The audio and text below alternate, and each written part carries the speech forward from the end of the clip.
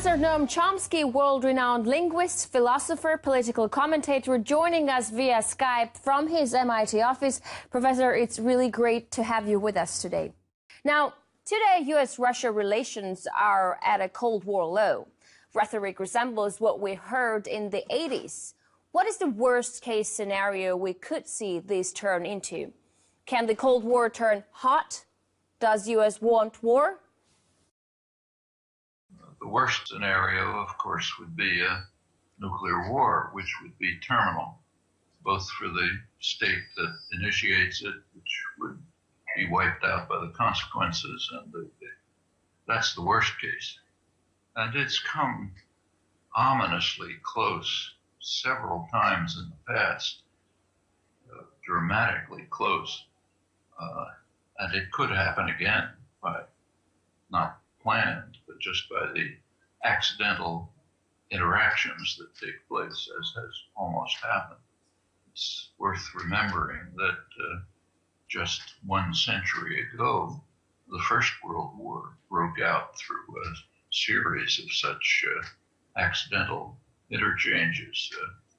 The First World War was horrifying enough, but the current reenactment of it means the end of the human race. President Obama came to power promising to work towards complete global nuclear disarmament. Well, now there is plans to spend $1 trillion on nuclear arms in the next 30 years.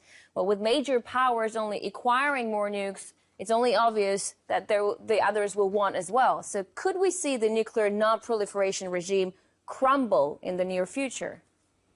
We can think back as far as 1955, when Bertrand Russell and Albert Einstein produced an appeal, a joint appeal to the people of the world, in which they said to all of us, you have a choice that is stark, unavoidable.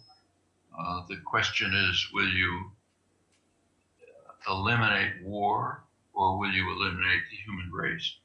Those are your choices. And we've come awfully close several times since. The missile crisis in 1962 was described by Kennedy's associate historian Arthur Schlesinger as the most dangerous moment in history. He was quite right. Came very close to nuclear war. There have been many cases, not that serious, but pretty close, where a few minutes, human intervention with a few minutes choice has prevented a nuclear war. You can't guarantee that that's going to continue. It may not be a high probability each time, but if you play a game like that with low probability risks of disaster over and over again, you're going to lose. And now, especially in the crisis over Ukraine and the so-called missile defense systems near the borders of Russia, it's a threatening situation. Mm-hmm. Professor, U.S. Secretary of Defense Chuck Hagel said the U.S. needs to deal with Russia's army on NATO's doorstep. But as you yourself put it, America's red lines are firmly placed at Russia's borders. What are American red lines doing on Russia's borders? Well, his statement was interesting. Of course, he's correct. But NATO's borders have been expanded to reach Russia's borders. This takes us back to the collapse of the Soviet Union around 1990. There was an agreement between Gorbachev and President Bush #1, that NATO would not expand 1 inch to the east. That meant to East Germany. That was the agreement. As soon as the agreement was made, NATO was expanded to East Germany. Gorbachev was naturally infuriated, but he was informed by President Bush and his Secretary of State, James Baker, that this was only a verbal agreement. There was nothing on paper, which is true. There was nothing on paper. And Gorbachev had no choice but to accept it. And President Clinton came along, next president, and within a couple of years that expanded NATO even further. In fact, one might ask why NATO even continued to exist. The official justification for NATO was that its purpose was to defend Western Europe from Russian hordes who might attack Western Europe. You can ask how plausible that explanation was, but at least that was the official explanation. Well, 1990, 1991, no Russian hordes. Natural conclusion, okay, let's disband NATO. The opposite happened. NATO expanded. Its mission changed. The official mission of NATO became to control the global energy system, sea lanes and pipelines. That means to control the world. And of course, it's a US-run intervention force, as in Kosovo and Serbia in 1999. It's a US-run intervention force. That's the new NATO, and it did expand to Russian borders.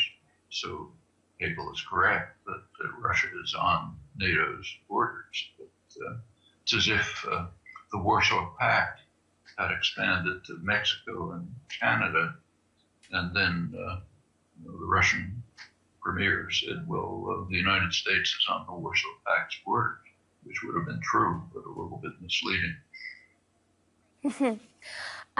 Watching and reading the U.S. media, it's hard not to be surprised at the calls for war in one form or another. I mean, there are wordings like red lines, no options off the table, lethal aid, troops on the ground, and all of this is presented like it's no big deal. And not only in the press, but by the government officials as well.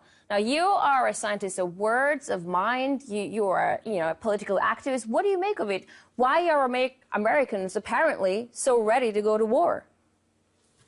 Well, I don't think they're ready to go to war, but the commitment to sort of control the world is very strong and pretty natural. After all, this is the one global superpower. And this incidentally goes way back. So the peak of American power in history was around 1945. In 1945, the United States literally had half the world's wealth. And very naturally, American leaders wanted to design and organize a world system which would benefit primary domestic centers of power. That essentially means the U.S. corporate system. The origins of the multinational corporation began to develop at that time, abetted by the Marshall Plan and so on. And there were detailed plans for assigning to every part of the world what was called their function within the global system. That began to collapse very quickly. There's a lot of talk these days about American decline, which is correct, but it's rarely recognized that the decline began at once. In 1949, there was a serious blow to U.S. global hegemony, China's independence. There's a name for that in U.S. history and Western history. It's called the loss of China. But just think about that phrase for a minute. Loss of China. I mean, I can lose my computer. I can't lose your computer, right? I can only lose what I own. And the assumption, the tacit assumption is we own China. We own the world. So if any part of it becomes independent, there's the loss of China, or the loss of Indochina, the loss of the Middle East, and so on. However, it's worth recognizing, going back to your comment, that there is criticism of this in very prestigious places.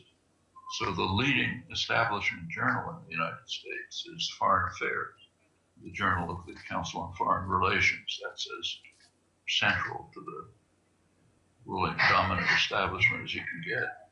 Now, their last issue, the lead issue, advertised with letters on the front page, was an article by a well-known international relations specialist, John Mearsheimer, with the headline something like, the West is responsible for the crisis in Ukraine. And it's a critique of Western, meaning U.S. policy, that has driven things to the point where there is a serious crisis in Ukraine, a crisis that, as Mearsheimer points out, seriously affects Russian geostrategic concerns and would do so no matter who was in charge of Russia, just because of the geostrategic nature of the circumstances. Well, that's right in the main establishment journal, the lead article. So it's not that this is going on without critical discussion. There's some, not enough, I think, but some. Professor Chomsky, we're going to take a short break right now. When we're going to come back, we'll continue talking to world-renowned academic Noam Chomsky. Stay with us.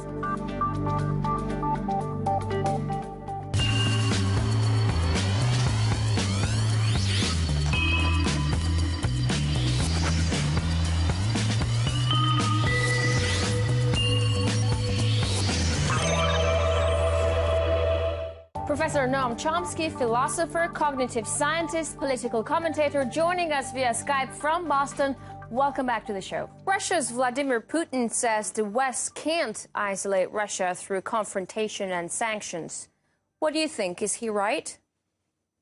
It can't isolate Russia. It could cause serious harm to Russia, but of course, what it's likely to do, and it's beginning to do, I'm not the only one to point this out because it's obvious, what it's doing is driving Russia towards the east, towards closer relations with China. There's plenty of hostility way back in China and Russia, but there are also some common interests. And the sanctions and other pressures against Russia are almost compelling Russia to move towards closer relations with China. China is the center of the what's called the Shanghai Cooperation Organization, a very substantial international system based in China, which includes India, includes Russia, includes Pakistan, includes the Central Asian states, Kazakhstan, Turkmenistan, and others, big international system. The current U.S. policy is driving Russia towards closer interaction with this Chinese-based system. In this interaction, Russia is actually the weaker partner, so it's making concessions. But the U.S. is openly creating a system of power which could significantly diminish U.S. domination of the world. So this is a confrontation that's going on all over. It's part of Obama's pivot to Asia.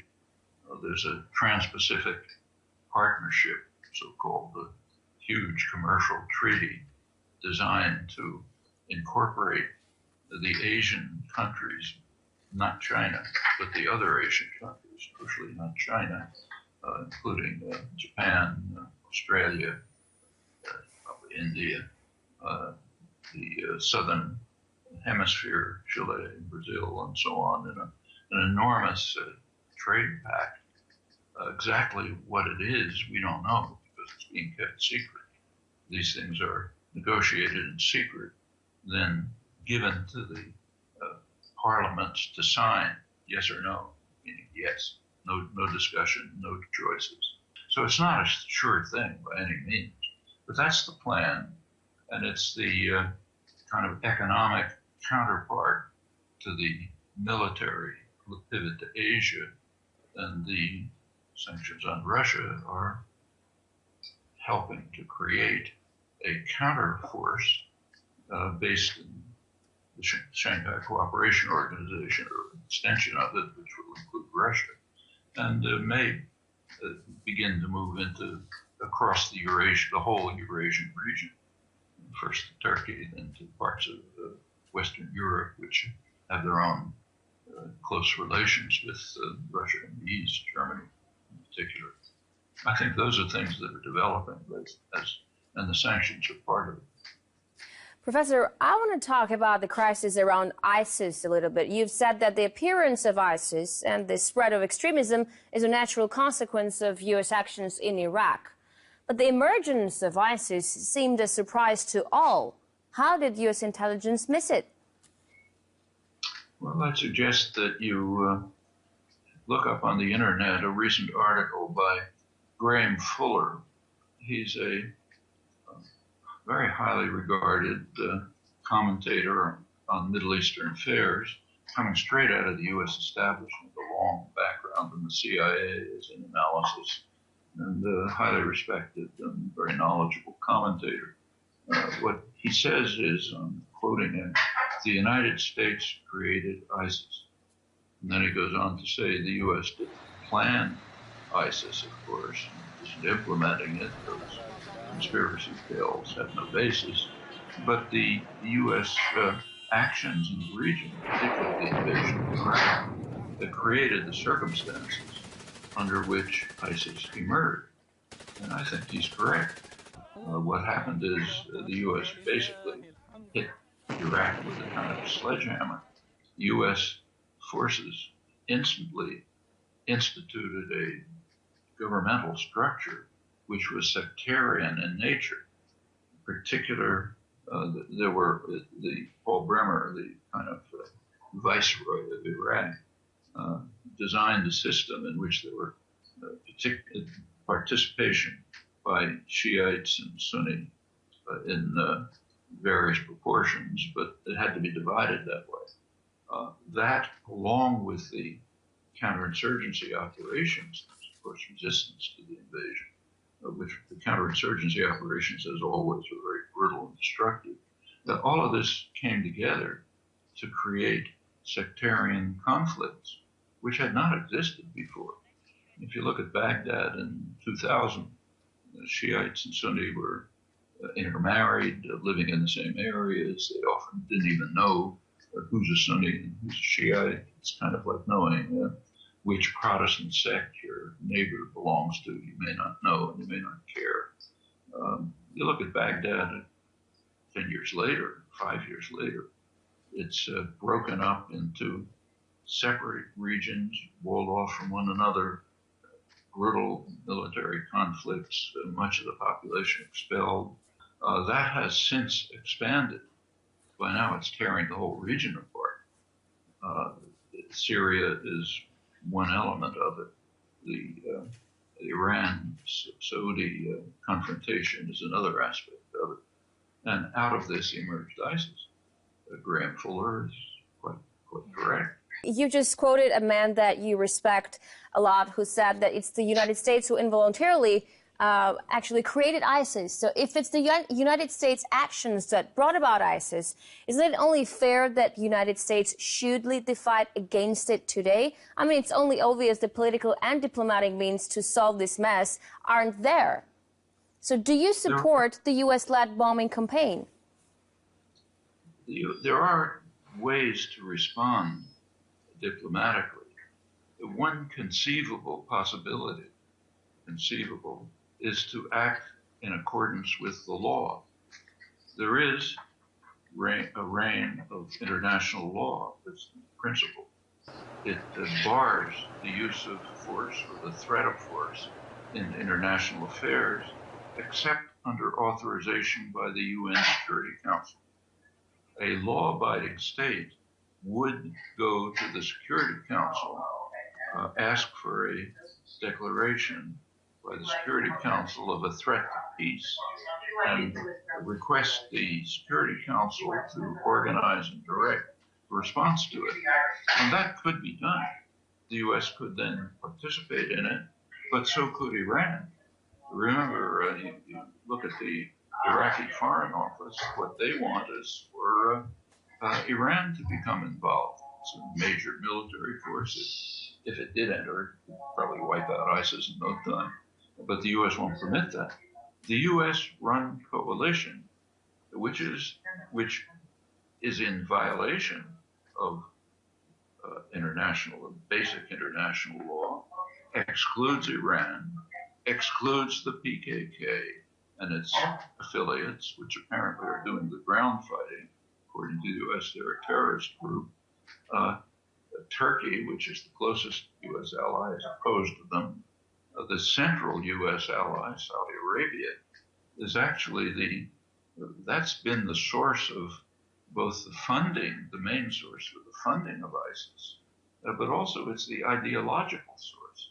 It's the Wahhabi, Salafi extremist, radical Islamic doctrines, which are kind of a fringe of Islam, like Saudi Arabia. A fringe of that radical doctrine is ISIS. So this coalition is, it's kind of a meaningless coalition apart from being illegal. There would be ways of handling of at least approaching the problem legally, which could work. Mm-hmm. And just my final question on a different topic. The FBI is now looking into an apparent second Edward Snowden, but previous whistleblower revelations have failed to make any real dent in the system. Why would this be any different? Talking about NSA spying isn't stopping NSA spying. It's not stopping NSA spying. It's not stopping the spying being done by Britain, the spying being done by France, the spying being done by other countries. I'm sure Russia's doing it. The states are very resistant to interference with their powers. Of course, the NSA system, the U.S. is far and away the technologically most advanced country in the world. So these are more extensive in the United States, but it's duplicated in China and Britain, Russia, no doubt, other countries. And yes, you're right, it hasn't stopped. Well, in fact, it's expanded. It's a real major attack on human rights. And the major threat is that if it becomes sort of tacitly accepted because of the fact that it's not stopped, it's just going to go on. It'll go on to the point where there are literally tiny drones, fly-sized drones, that can be on the ceiling of your living room, listening to what you're saying and sending it back to the central government office. Now, there are no limits to this. Already, if you have a cell phone, even if it's off, you can be tracked by NSA and other technologies. So this is a really dangerous development. Snowden made a major contribution by exposing it, but there's a long way to go. There has to be a citizen reaction which will put an end to these practices. Professor Chomsky, thank you so much for this interview. We were talking to world-renowned academic, American linguist, thinker, activist Noam Chomsky, talking about what's in store for Russia-U.S. relationships, also crisis around ISIS, and is the next whistleblower scandal going to be any different than Edward Snowden? Thanks a lot for this interview.